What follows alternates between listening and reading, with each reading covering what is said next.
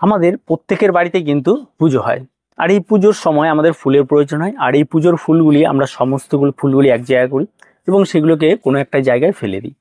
তো এই যদি আপনি একজন গার্ডেনার হয়ে থাকেন তাহলে এই ফুলগুলি একদমই ফেলবেন না। এই ফুলগুলি দিয়ে তৈরি করা যায় গাছের একদম লিকুইড খাবার, যে খাবারটি গাছকে দেওয়ার পরে গাছ কিন্তু অত্যন্ত সুন্দরভাবে বেড়ে উঠতে পারে এবং এই খাবারের মধ্যে নাইট্রোজেন, ফসফরাস, পটাশিয়াম সমস্ত গাছের যে খাবারগুলি প্রয়োজন রয়েছে তা গুরুত্বপূর্ণ খাবারগুলি কিন্তু এর মধ্যে থেকে থাকে। তো তার জন্য আপনাকে যেটা করতে হবে সেটা হচ্ছে একটা কন্টেনার নিতে হবে। যে কন্টেনারের মধ্যে জল দিয়ে এই ফুলগুলিকে সমস্ত রূপে তার ভেতরে ঢুকিয়ে সেটার মুখটিকে আটকে রাখবেন এবং এটা কিন্তু বেশি দিন আপনারা রেখে দেবেন না। ঠিক দুদিন আপনারা রাখবেন, দুদিন পর দেখবেন সেই জলটি এবং গাছের ফুলগুলি অনেকটা পচে গেছে এবং এগুলিকে বের করে একটা ছেঁকে প্লেন জল আপনারা বের করে নেবেন। এবার যতটুকু জল তৈরি হবে সেই জলের সঙ্গে আরও ততটুকুই আপনারা অ্যাড করুন প্লেন জল। এই দুটো মিশ্রণ করে আপনারা এই খাবারটিকে প্রত্যেকটা গাছে আপনারা ব্যবহার করুন। আপনার ছাদ বাগানে যে কোনো গাছ থাকলে আপনারা ব্যবহার করতে পারেন।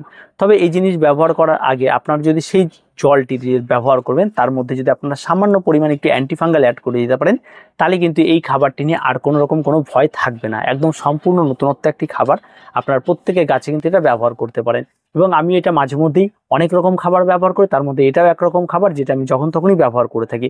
তো গাছের খাবার কিন্তু মূল যে উপাদানটি রয়েছে, যে পটাশিয়াম, ফসফরাস এবং নাইট্রোজেন, সেই উপাদানগুলি সেই সমস্ত ফুলের মধ্যে কিন্তু থেকে থাকে এবং তারা কিন্তু সেখান থেকে কিন্তু আমাদের গাছ কিন্তু সাপ্লাই দিতে পারে। তাই অযথা এই সমস্ত ফুলগুলিকে ফেলে না দিয়ে আপনারা বাগান থেকেই ফুল তুলুন এবং সেটা পুজোর পরে আবার বাগানেই ব্যবহার করুন এবং তাহলে দেখবেন অনেকটা ভালো থাকবেন। আরেকটি বিষয় রয়েছে, যেটা আপনার যে ফুলগুলি প্রথম দিন দেবেন সেই ফুলগুলি যখন ওর ভেতরে পচে যাবে, পচে যাওয়ার পর ছেঁকে যেটা ব্যবহার করেন তার যে অবশিষ্ট অংশটি থাকে সেটা কিন্তু ফেলে দেবেন না। সেটাও একটা কন্টেনার নেবেন বা আপনার ছাদ বাগানে যদি কোনো রকম ভার্মি কম্পোস্ট বা জৈব সার তৈরি করার যদি কোনো কন্টেনার থাকে তার ভেতরে সে অবশিষ্ট অংশটাকে ফেলে দেবেন। তাহলে সেখানেও সে পচে গিয়ে আরও সার সেখানে অ্যাড করবে আর লিকুইড সারটা আপনার গাছে ব্যবহার করবেন।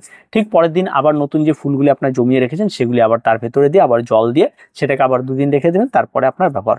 এই সারটি মূলত আপনারা গাছে প্রতিদিন বা দুদিন পর পর এগুলি তৈরি হবে, তার জন্য আমরা দুদিন পরই ব্যবহার করবেন না।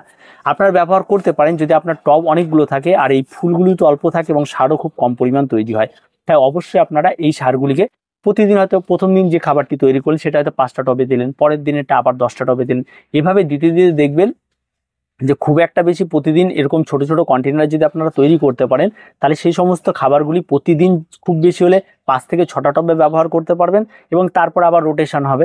এভাবে আপনারা প্রত্যেক টবে কিন্তু ব্যবহার করতে পারেন।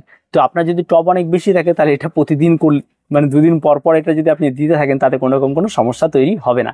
তবে হ্যাঁ, একটা বিষয় কিন্তু অবশ্যই আপনাকে মানতে হবে, এই জায়গাটাই এই কারণে মুখটাকে বন্ধ করে রাখতে বললাম, কারণ এখানটায় প্রচুর পরিমাণে পচা দুর্গন্ধ বের হবে এবং সেই দুর্গন্ধ কিন্তু আমাদের নাকে বা কোথাও গেলে কিন্তু আমাদের ক্ষতি হতে পারে।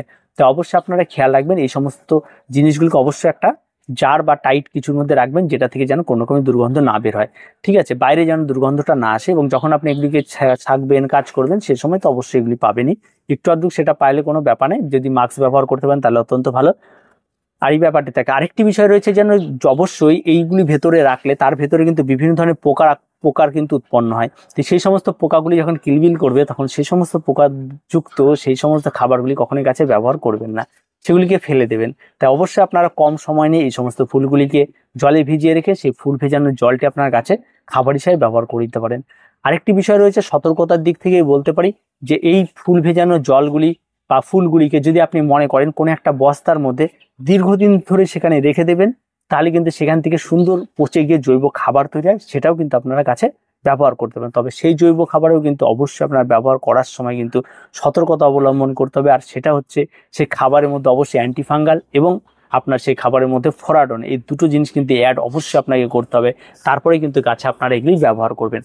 তাহলে এগুলি ব্যবহার করলে তার ভেতরে যে জমে থাকা খারাপ যে জিনিসগুলি থাকে, কেঁচো থাকতে পারে বা আপনার পিঁপড়ে থাকতে পারে বা বিভিন্ন ধরনের পোকামাকড় যেগুলি গাছের রুটকে কেটে ফেলে, সেই সমস্ত কিছু কিন্তু ফরডন মেরে ফেলবে।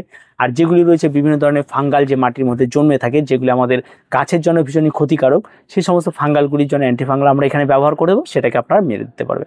তো এই সহজ সরল বিষয়গুলি থাকে এবং এইভাবে আপনারা আপনাদের বাড়িতে ফেলে দেওয়া বা ওয়েস্ট যে সমস্ত জিনিসগুলি রয়েছে পুজোর ফুল আপনার মনে হয় সেগুলি কিন্তু কাজে কিন্তু আপনারা বাগানে লাগাতে পারেন। তো এইভাবে যদি রিসাইকেল আমরা বারবার করে করতে থাকি তাহলে আমাদের বাগান করা কিন্তু অনেকটা সুবিধা রয়েছে। আর তার জন্য কিন্তু আপনাকে প্রতিদিন দামি দামি হাড় গুঁড়ো, দামি দামি শিংকুচি এই সমস্ত খাবারকে কিনে এনে গাছে দিতে হবে না, একদম বিনা পয়সায় নিজের বাড়িতেই তৈরি করে নিতে পারবেন। তো আর কিছু বলার নেই, এই ছোট্ট টিপসটি আপনারা অ্যাপ্লাই করুন, দেখবেন আপনারা অনেক উপকৃত হবেন। তো আজকে এই পর্যন্তই, দেখা হবে পরবর্তী ভিডিওতে। প্রত্যেকে ভালো থাকবেন, প্রত্যেকে সুস্থ থাকবেন।